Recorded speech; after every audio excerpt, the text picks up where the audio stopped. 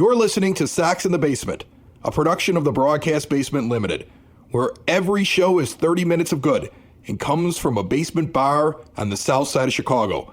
Pull up a stool, pour a cold one, and join us right now for Sox in the Basement. Heard everywhere podcasts can be found, and always at soxinthebasement.com. I got the funniest thing handed to me this week, and I'm going to use it on the show here in a few moments. It is an old newspaper article, back when people used to read newspapers to get their information. Well before social media, well before the world that you know, that most of you grew up in, and that Ed and I have kind of forgotten about a little bit. And a little bit, yeah. Yeah, it is a newspaper article given to me by someone who is cleaning out somebody else's house, and found this article on the White Sox. And I laughed out loud so many times reading it, looking back in the past, looking at what people thought about Jerry Reinsdorf back then, and just like how they evaluated players who were young, who now are players that we look back at as the history of the White Sox. I just want to share it today. We're going to get to that here on Sox in the Basement. You mean they're imprinted in history? Oh, yeah, printed in history. Before I do that, though, the video's back on YouTube, so I'm happy to announce that. And, I'm just trying to, I got a couple of ideas. I don't want to unveil them yet, but when I was sitting on the beach with my torn calf muscle, and unable to do very much, I did a lot of brainstorming. And I've got one really cool idea for something we're going to do here on the show during the summer. I don't know if Ed will be able to keep up with me, but I want to incorporate something really fun that I do on some of the other podcasts in the Sox in the Basement, because it's going to be a long season otherwise, and I'm looking for entertainment.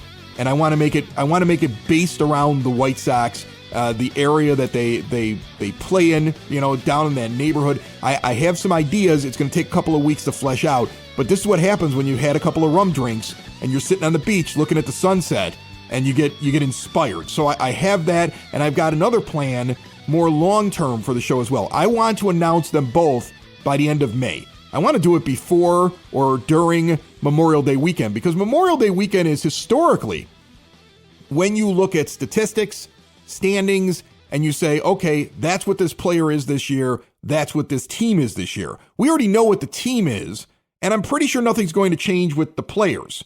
Like, I had somebody reach out this week, Ed, and say maybe we're wrong about Miguel Vargas. You're not wrong.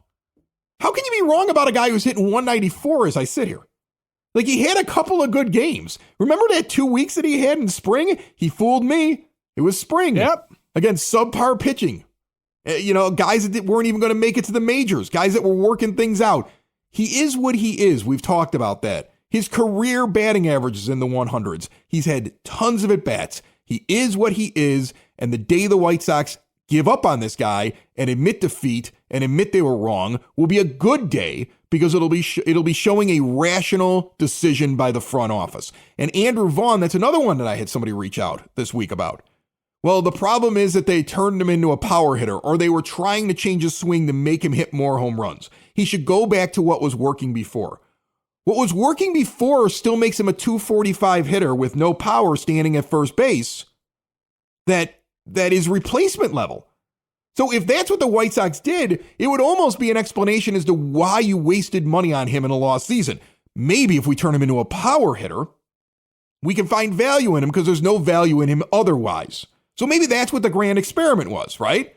Like, the guy who wrote me was like, I'm looking at tape, I'm seeing differences in his swing, I'm like, there was like a deep dive. And I was like, that's great. I love when fans do that. But what I learned from that is, if that's true, and if that's what they decided to try to do with him, that was because they don't like what he was before. And trust me, if all of a sudden it doesn't click and they can't change him into a low batting average, high power guy at first base, he will not make it through the season, or shouldn't make it through the season, because Tim Elko should be up here. Your thoughts, Ed? Well, yeah, I mean, I saw something on one of the broadcasts that suggested that Andrew Vaughn's expected batting average is well lower because he is barreling the ball. He does have a decent hard hit rate, things like that. There's some stuff to hang your hat on if you're in the baseball savant mood and looking for the advanced metrics. And you're desperately searching for something. You're desperately searching for something. For a 157 hitter with a 202 odd base percentage and a 477 OPS with 23 strikeouts to 6 walks. Yeah, well, and that's the problem. Okay, is that you're grasping at straws for the guy, and let's say that they are trying to get him to hit for more power. Okay, fair. You want him. That's appropriate for a first baseman. It's appropriate for a corner infielder. But there's nothing in Andrew Vaughn's profile that suggests that he is going to be a guy that is just going to hit the ball out of the park a lot, or that his problem was driving it into the ground too much, or, he needed a swing angle change or something like that.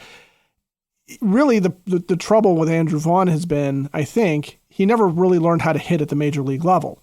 And he doesn't really know what he wants to do at the plate, because it seems like when he has ridden hot streaks in the past, he tends to go to right field. But then when you look at when he's hitting the ball out of the ballpark, he tends to be a pull hitter. So if they're trying to get him to pull, that's going to be a problem. If they're trying to get him to go oppo, that's going to be a problem. In all ways, shapes, or forms, the real issue is with Andrew Vaughn is he's no longer a kid. This is not a rookie. This is not a second-year player who is a guy that has another corner to turn.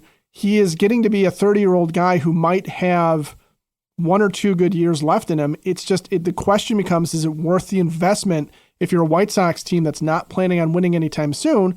And is there something you can do with Andrew Vaughn that helps move the needle forward on the team? And how do you define good years too? Because again, replacement level, is that a good year? Like, he's having a fair year. He's got 1 or 2 fair years. Like available years where he could stand there and pass for a Major League Baseball player. That's what he has ahead of him. A guy who, when I look back at the last couple of lineups, batted 5th, batted 4th, batted 4th, batted 4th, batted 5th. Why? Just why? And that's where I'm getting at is when you talk about what's a good season for him, are we in any way, shape, or form talking about a guy who is going to turn around and all of a sudden become a 300 hitter with 30 home runs? No. What I'm talking about is he going to potentially go to another team in the future, and sign somewhere as a free agent, get a minor league deal or something like that.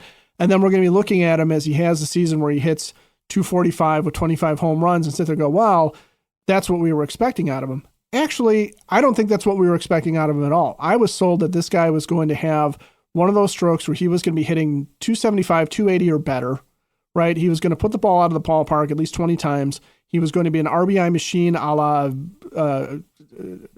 oh my God, I can't think of the first baseman who he replaced. That's how bad this team is. But he was going to drive in. Paul Konerko? No, not Paulie. Okay. The Cuban guy. Oh, the Cuban guy who flamed out when he went to the Astros. Oh my God, I can't remember. Abreu. Jose Abreu. Okay. Jose Abreu. Oh my God. I mean, that's what we were sold on, right? He was another Jose Abreu. We'll edit this. We'll edit that part out of the audio version. That's only available on YouTube. Yeah, no, we won't. That was so bad. That one's edited. Yeah, well, welcome to my life these days. I can't remember names. I can't remember places. Can't remember words. And all I can remember is that Andrew Vaughn is just, look, he's just not the future of the White Sox. He's not the future of anybody's team.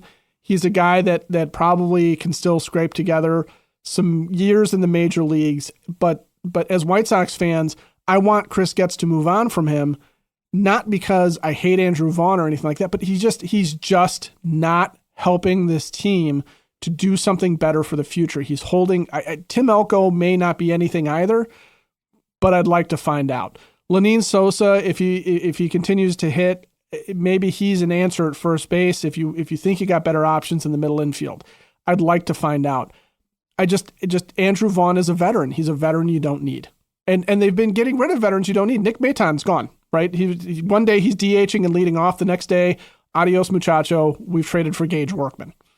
Gage Workman, new addition to the White Sox. They bought him for cash, and they sold a player for cash, right? Travis Jankowski got sold for cash. So they got some cash from the Rays and then bought another Rule 5 guy. Do they have 3 of them now on the team? Or 4? They have 3 of them now. They have Shane Smith, Mike Vassell, and now Gage Workman, who belongs to the Detroit Tigers. Right. All these guys are staying on the White Sox all year long. This is how we're acquiring players now. We're buying Rule 5 players because we can do that because winning is not going to happen. Sox in the Basement listeners, I'll take a moment here now and pause and tell you all about Window and Door Superstore of Oak Forest. For exterior windows, doors, patio doors, and storm doors, look no further than Window and Door Superstore of Oak Forest. The weather is getting better. Right now, you're trying to open up some dingy window and you're like, why do I continue to struggle with this thing? I should have something brand new. They are going to give you a great deal. You go into their showroom, you see everything in full living color. There's an owner in showroom and on site to answer any questions and make sure their own installers, because they don't farm out the work, all do the best possible job. They've been doing it that way for over 40 years in Oak Forest since 1985. All major brands, custom made, no stock items for a perfect fit. Window and Door Superstore of Oak Forest is located a half block east of 159th and Ridgeland at 6280 159th Street. See more at windowdooroakforest.com. Let's get to this newspaper, which is yellow. And I'm going to have to take... It is yellowed. I'm going to have to take my glasses off now because I've reached that age where I can't see things very well in print. I understand. I wear the glasses so I can see things in print. The only reason why I wear them on the feed here is because I'm looking at a computer monitor with stats and stuff on it. Right. So here's the thing. Like when I have my contacts in, I have to put readers on. And when I don't have my contacts in, I have to look over my glasses to see what I'm doing, which I'm going to try to do here. We'll see if that works. Old man problems here. Okay. Here, I'll join you just in case. I'll... We'll get old here for a second as we read a newspaper from October the 18th, 1992. So it's the off season of 92 in Chicago. And like I said, there's no social media. There's no Twitter. People get their information from newspapers. In fact, newspaper reporters are massive stars in markets like Chicago. Like these guys are big time. They do something and people pay attention. They walk in, they get a table. The moment they walk into a restaurant, now nobody cares. But that's what it used to be like, right? Like they're making big money. And they are like the media stars, the newspaper writers, the columnists, the radio people, the local television people. This is when ESPN is so brand new, people think Chris Berman may be funny, and back is brand new. Dan Patrick and Keith Olbermann are not discussing politics. They're trying out new material on SportsCenter, which is also brand new. But Stuart Scott was still as cool as the other side of the pillow. He still was, and he was the brand new guy. He might not even have been around in 92. He might not even have been around in 92. He might not even been on the air. And what they did is they took a poll of White Sox fans. Now, the funniest thing about the poll is this was an annual thing in the Sun-Times, and they only got 571 people to respond. Now, again, the internet is not a thing. So people have to write in their responses. That's how this goes. You have to mail in your poll results. You probably had to clip this out of an article in the paper that they ran and then send it in. Yes. And you know, you can get a Twitter poll going if you only have a couple thousand followers and get 571 votes in like a half hour to an hour. That is not hard. And people can just say whatever they want to. This is back when people had to take the time to send in their votes. 571 votes. And the question was, who would you keep and who would you get rid of on the White Sox? It goes through all the players at the time, and it goes through management, including Jerry Reinsdorf and Ron Schuler, who's the general manager. And remember, as we approach the general manager thing when we get to it, Larry Himes put this team together, and then he wanted to run the team, and Jerry wanted to be more involved and wouldn't get out of the way, so he got rid of Himes and brought in Schuler. And that's the current climate in 1992. Also remember, they win in 1993. They win a division in 1993 and fall short, and really, it was a near home run by Ventura down the line in Game 5 that could have changed that entire thing. And it doesn't go out. They couldn't hit in the first two games of the ALCS. They lose to the Blue Jays, who go on to win in walk-off fashion as Joe Carter hits a walk-off home run to win the World Series. That's the Joe Carter series. That's the Joe Carter series. You do feel like maybe the Blue Jays had some destiny on their side after seeing that? Yeah. And we won a World Series since then, so I'm not as bitter about 93, but I'm still a little bitter. Well, plus, I'm bitter about 94 when they would have won the World Series except for the stoppage. Right, exactly. And 93, I also end up watching them clinch against Seattle. Just randomly, our 27-game package gave us seats. Oh, there you go. Second row that doesn't even exist anymore in right field, which they took out a year or two later to put in the bullpen bar because those seats used to come all the way up just like the rest of it. And then those seats all disappeared. All right, so here we go. These are some poll results. I won't read the whole thing, but the general gist is that Jack McDowell is a favorite of all the players. This is the one guy that everybody wants to keep except one guy. There's one person who doesn't want to keep anybody. Okay? There's nobody's at the unanimous vote. 570 people want to keep Black Jack McDowell. on the team, according to this poll. One guy wants to get rid of him. For comparison's sake, future first ballot Hall of Famer Frank Thomas in October of 92 garners 7 votes to replace him. Wow. Well, I remember when people said he couldn't play first. Oh, yeah. Yeah. Couldn't run, couldn't do anything. Rob Ventura gets 6 votes to replace him. Those are and you know what? These are the people that later on get massive Twitter accounts in life and people listen to them. Like all 7 of those people would have a podcast. Right. And just so you know, neither Chris or I were involved in this poll in 1992. No. Now, there's also a little bit, there's stuff that's printed in here that I don't think that they would print anymore. Remember, it's the 90s, right? So you can put comments in. So we have, let's see here. We have a picture in here. Again, I got to take the glasses off and see it, but I wanted to get to it. Or no, it was here we go. Esteban Beltre, infielder. The first, I vaguely remember him. Yeah, 125 people wanted to keep him. 433 wanted to replace him. The first comment is they call him El Stinko Grande, and the second comment is Hasta la vista, baby. El Stinko Grande, Hasta la vista, baby. Looking at some of the other players, Joey Cora is considered to be a gamer. They want to hold on to him. Craig Graybeck, they believe, should be playing second base because everybody's mad at Steve Sachs. They want to get rid of him. Massive flop. Remember, they brought him in. He was a bust. Ozzie Guillen's one of the favorites on the team. Team leader. You need his spirit. Season went downhill when he got hurt. If he learns how to hit, he'd be amazing. He never really learns how to hit. Okay. When you look at the outfielders, our old friend Mike Huff, who's been on the show a couple of times, and now is still Mike part Huff of was them. around then. Mike Huff, they wanted to keep him around. Solid performer, would be good as a backup was the basic thing. People wanted to get rid of Bo Jackson. Remember, they signed him, and he was still recovering from the hip. And people wanted and at that point, there was a lot of questions at the end of 92. There was a lot of questions whether or not Bo could actually still perform. Right. People wanted to get rid of Bo. A lot better in 93. He was a hero in 93, so folks were wrong. People loved Lance Johnson, that they wanted to keep him around. Best center fielder in the American League. Remember when the one dog was just amazing out there defensively? Oh, leading the league in triples every year? Right. By like a long shot? Yeah. A guy that everybody wanted to get rid of. In fact, the number one guy everybody wanted off the team, Danny Pasqua. Only 129 people wanted to keep him. 432 wanted to get rid of him. Too much money, too little home runs, inept at everything, useless. Ouch. I just wrote useless. And then later on, your mom would call him Don, right. wouldn't she? And then let him go smoke his pipe.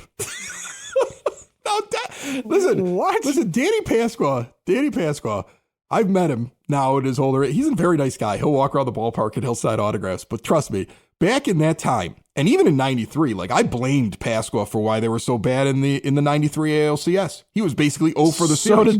So did Bo Jackson. Publicly, he said we were short at DH, and Pasqua had started the first 2 games. Right. You know what Pasqua was? Andrew Vaughn. That's what he was. Yeah. Danny Pasqua was Andrew Vaughn. In fact, I'm going to make that comparison right now. He was subpar defensively. They had moved him to DH, and he didn't hit enough home runs, and his average was terrible. And he was probably slightly below replacement. I'm not going to look up his stats right now, but I'm going to say Andrew Vaughn is Danny Pasqua. And in 92, the fan base knew exactly about Dan Pasqua as they know about Andrew Vaughn right now. And the team was stubborn. They kept him around. People love Carlton Fisk. They wanted to keep him. Remember, he only makes it through halfway of the next season. Ron Karkovice is considered by many to be the future. There's some amazing pitchers that are sitting on this team. I mean, you got to remember, you got Jack McDowell, you got Wilson Alvarez, you got Alex Fernandez. I mean, there's a lot of positivity. Jason Beret, He's not in there yet. He shows up in 95. Oh, yeah, you're or right. 94 or 95. He doesn't get there yet. Same thing. I was thinking Ray Durham, but he doesn't get there yet. And one of the things... Ray replaced Joey Cora. One of the things that's really interesting that people are upset about is they're upset about them getting rid of Scott Fletcher and bringing in Steve Sachs, because Fletcher hits 300 most of the year for the Brewers and finishes at 275, and Sachs is terrible and has 20 errors and can't hit. And so there was a lot of anger over that. And it was a Schuler move. So people were very mad at Schuler as the general manager. Okay? So I want to read now, though, the take on Jerry Reinsdorf, because this is one of the things that made me laugh. Because remember, it's 1992. And people wonder whether or not the vitriol and the way that people viewed Jerry was different years and decades ago. It was basically a split vote, so he was still more popular than he is now, on whether or not to keep him or replace him, which you can't replace the chairman of the board. He's never leaving till he's dead, but it's coming soon, you would think. Here are some of the comments, though. Spend some money. You're too cheap. You're too busy with the Bulls. Go back east. Wow. And the first comment on Ron Schuler is trade back for Himes straight up. He's cheap too. Learn how to make a trade. Does any of this sound familiar? Does any of this sound familiar to you? 1992, in a poll about the White Sox, this is how fans viewed the team. And they were right back then, Ed. They were right back then.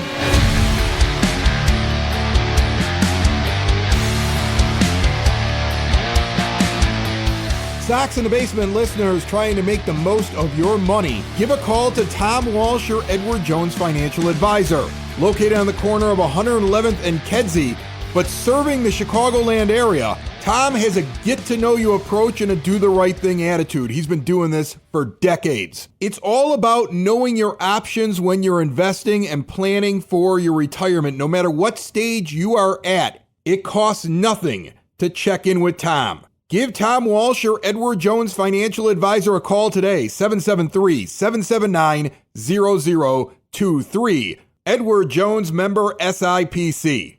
More than 30 years ago, they knew who Jerry Reinsdorf was. More than 30 years ago, they could tell what a good trade was. More than 30 years ago, they were able to look at a guy with the production of Andrew Vaughn and Dan Pasco and say, you got to replace that.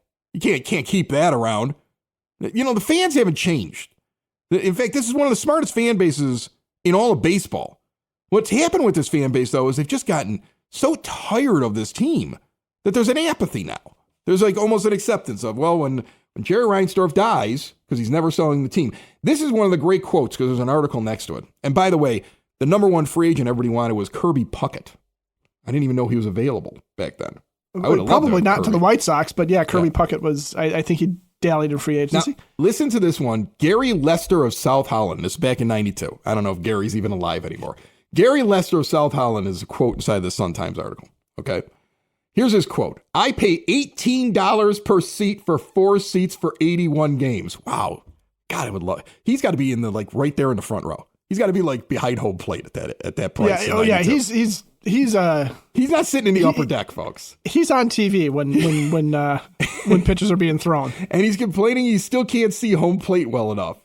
And I've got to wait an hour to get out of parking lot B after the game. Oh my! The parking problems were bad then. That hasn't changed. That didn't change at all. The stadium's brand new at this point, folks. It looks like a mini mall. It's just basically just an open stadium, blue seats and concrete, and the parking lots are exactly the same. It's been around now for a couple years. That's it. And that's one of the complaints. I hope the ghost of Bill Veeck haunts Jerry Reinsdorf for all of eternity. I like that one. I like that idea a lot. I miss newspapers and I miss angry fans, and I miss that's a lot of wonderful stuff. Think about this. Don Snyder is the executive sports editor of the Sun-Times at the time who puts this article together. And you know he got 1 billion quotes, and he picked the ones that he loved the most to put in there. And he loved putting that quote in there. He loved that. He loved sitting there saying, 100%. I hope the ghost of Bill Veeck haunts Jerry Reinsdorf for eternity. You know what? I'm with you. I agree. I hope the ghost of Bill Veeck haunts Jerry Reinsdorf for eternity. Add that to the list of things that I want to have happen to Jerry Reinsdorf. And that's the basics of this article. Like, I could read through this thing for hours. It's so interesting to see that the fan base in the article is able to identify good players. They know this is a young team at this point. Thomas is new. Ventura is new. Alvarez is new. That was, I think, his first year. He debuted in 92, if I'm not mistaken. Alex Fernandez is new. Yeah. Jack McDowell is new. These are all the new players. They also have other players on their team that are brought in, and management is trying to tell you, Steve Sachs is great. Dan Pascal, we're going to give him another chance in 93. It's all going to work out, right? The fan base overall at large can tell who's good and who sucks. The general manager, handpicked because he allows the owner to be more involved in the team, makes bad moves. You see the results of those bad moves, and Fletcher going to the Brewers and having a better year, and Sachs going out and having 20 errors and hitting poorly. And the complaint is, you're cheap, you care about the Bulls more, and your general manager doesn't know how to make a trade. This is in 1992. So when anybody ever says, like, it's a recent problem, the White Sox, or Jerry used to have it together. No, he didn't. No, he didn't. He didn't. He never had it together. It's always been a problem. This is just a little bit of history repeating over and over and over again. Reading the article brings back amazing memories to me. I'm in high school at this point. I think in October of 1992, I am starting my sophomore year at Brother Rice. I'm going to games with my father. He's got a partial season ticket plan. He's working as a police officer for the city. I remember the games. They wanted to get rid of Bobby Thigpen. I was probably upset about that because I remember Bobby had set that record a couple years earlier for the saves, and I loved watching that as a kid, but he was done. He was becoming toast at this point. In fact, a lot of the comments are, he's done, he's toast, get rid of him. Okay, he was one of the guys they wanted to get rid of. He had in 92, he had a 1.655 whip, so yeah, he was done. He was done. He was a closer with a 1.665 whip. Before people even cared about whip. Like this, before I knew what whip was, Bobby Thigpen's whip indicated that they had to get rid of him. Because you got to remember, like, people got their stats based off of baseball card at this point. It was average, home runs, runs scored, RBI. You didn't see on-base percentage. You didn't see slugging percentage. OBP. The only guy who talked about that was what's his name? Bill James. Right. My dad had his book in the basement bathroom, which was the one he went to go hide in to shave and avoid his family when he needed a couple of minutes apiece. And his Bill James book was down there next to the toilet. That's all. That was the only time you ever saw anybody talk about that back then. It's well before Moneyball. So people are making their decisions based off of the eye test. Sox fans are so smart, they were right. They knew Frank Thomas was going to be great. They knew Robin Ventura was amazing. They knew one dog, Lance Johnson, was one of the best center fielders in baseball. They knew they needed to get rid of guys who were like Andrew Vaughn on the team. They had their own Andrew Vaughn on the team. They knew their owner was cheap. They understood. This fan base has not changed as much as people think that it has. That's how I felt reading this article. The problem is the team hasn't really changed either. Well, therein lies the problem. We're still, the frustration mounts, right? And that's what this is, and you want to talk about Jerry being, obsessed with the Bulls. Have you seen the new City Connect uniforms? They're basically Bulls uniforms. They're disgusting. Those uniforms, I guarantee you, I have no proof.